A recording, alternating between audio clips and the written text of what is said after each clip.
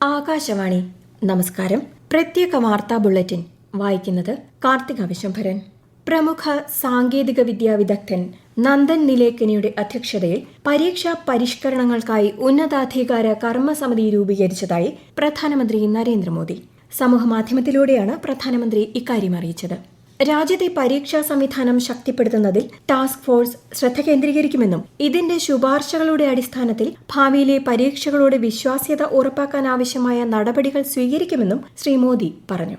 രാജ്യത്തെ പരീക്ഷാ സംവിധാനം തികച്ചും വിശ്വസനീയവും സുതാര്യവും സാങ്കേതിക വിദ്യയുടെ പരമാവധി ഉപയോഗം ഉറപ്പാക്കുന്നതുമായിരിക്കണമെന്ന് പ്രധാനമന്ത്രി വ്യക്തമാക്കി. हम कल पार्लियामेंट के अंदर कठोर कानूनों के प्रावधान के साथ नया कानून बनाने की दिशा में भी आगे बढ़ रहे हैं, लेकिन हमें भविष्य के लिए सोचना है. हमारी परीक्षा पद्धति ट्रांसपेरेंट हो, हमारी परीक्षा पद्धति में सबसे ज्यादा टेक्नोलॉजी का उपयोग हो.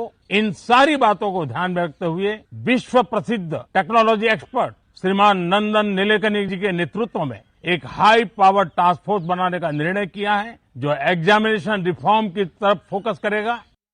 മുൻ IB director Tapan Deka, ISRO മുൻ chairman S Somanath, IIT Madras director V Kamakoti, മുൻ വിദ്യാഭ്യാസ സെക്രട്ടറി അനിത കാർവാൾ, ലോജിസ്റ്റിക്സ് വിദഗ്ധൻ അമൃത് ലാൽ മീണ എന്നിവരും സമിതിയിൽ അംഗങ്ങളാണ്. പൊതുപരീക്ഷകളിലെ ക്രമക്കേടുകൾ തടയുന്നതിനുള്ള ഭേദഗതി ബിൽ 2026 നാളെ ലോക്സഭയിൽ കേന്ദ്രമന്ത്രി ജിതേന്ദ്ര സിംഗ് അവതരിപ്പിക്കും. തിങ്കളാഴ്ചത്തെ സഭാ നടപടികളുടെ പട്ടികയിൽ ഈ ബിൽ ഉൾപ്പെടുത്തിയിട്ടുണ്ട്. 2024 പൊതുപരീക്ഷാ ക്രമക്കേടുകൾ തടയൽ നിയമം ഭേദഗതി ചെയ്യാനാണ് ബിൽ ലക്ഷ്യമിടുന്നത്. ചോദ്യപേപ്പർ ചോർച്ച, പരീക്ഷാ ക്രമക്കേടുകൾ എന്നിവയുമായി ബന്ധപ്പെട്ട കേസുകളിൽ കർശന ശിക്ഷ ഉറപ്പാക്കുന്നതിനും അതിവേഗ കോടതികൾ സ്ഥാപിക്കുന്നതിനുമുള്ള കരട് ബില്ലിന് വെള്ളിയാഴ്ച കേന്ദ്ര മന്ത്രിസഭ അംഗീകാരം നൽകിയിരുന്നു.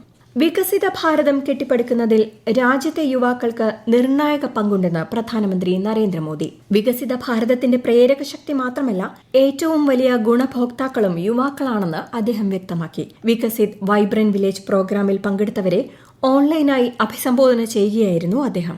ദേശീയ വെല്ലുവിളികളെ അഭിമുഖീകരിക്കുന്നതിനും പരിഹാരങ്ങൾ കണ്ടെത്തുന്നതിനുമായി യുവാക്കളുടെ ഊർജ്ജം വിനിയോഗിക്കുമ്പോൾ രാജ്യത്തിന്റെ ഭാവി കൂടുതൽ ശോഭനമാകുമെന്ന് പ്രധാനമന്ത്രി പറഞ്ഞു.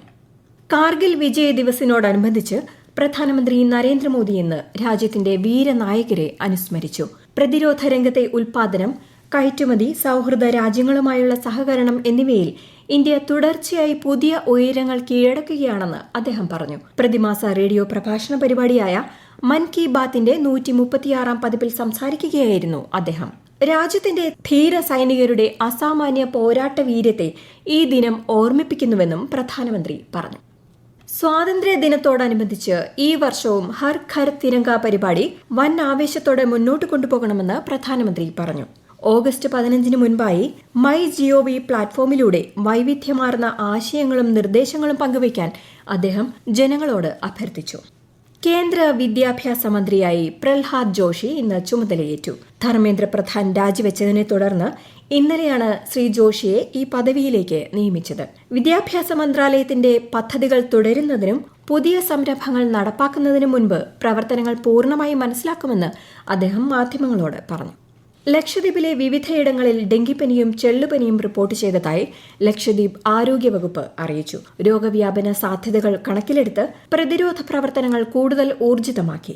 കൊതുക്, ചെള്ള് എന്നിവയുടെ ഉറവിടങ്ങൾ കണ്ടെത്തി നശിപ്പിക്കുന്നതിനും ബോധവൽക്കരണം ശക്തമാക്കുന്നതിനുമുള്ള നടപടികൾ പുരോഗമിക്കുകയാണ്.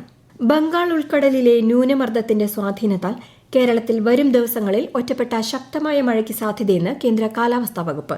കണ്ണൂർ, കാസർഗോഡ് ജില്ലകളിൽ ഇന്നും, മലപ്പുറം, കോഴിക്കോട്, വയനാട്, കണ്ണൂർ, കാസർഗോഡ് ജില്ലകളിൽ നാളെയും മഞ്ഞ ജാഗ്രത നൽകിയിട്ടുണ്ട്. 2020 ക്രിക്കറ്റിൽ ആതിഥേയരായ സിംബാബ്വെയെ 35 റൺസിന് പരാജയപ്പെടുത്തി പരമ്പര സ്വന്തമാക്കി ഇന്ത്യ. ഇന്ത്യ ഉയർത്തിയ 193 റൺസ് വിജയലക്ഷ്യം പിന്തുടർന്ന സിംബാബ്വെയ്ക്ക് നിശ്ചിത ഓവറിൽ 7 വിക്കറ്റ് നഷ്ടത്തിൽ 157 റൺസ് എടുക്കാനേ സാധിച്ചുള്ളൂ. 49 പന്തിൽ നിന്ന് 81 റൺസ് അടിച്ചുകൂട്ടിയ വൈഭവ് സൂര്യവംശിയാണ് ഇന്ത്യയുടെ മികച്ച പ്രകടനം പുറത്തെടുത്തത്. പ്രത്യേക വാർത്താ ബുള്ളറ്റിൻ കഴിഞ്ഞു. അടുത്ത വാർത്താ പ്രക്ഷേപണം നാളെ രാവിലെ 6:45.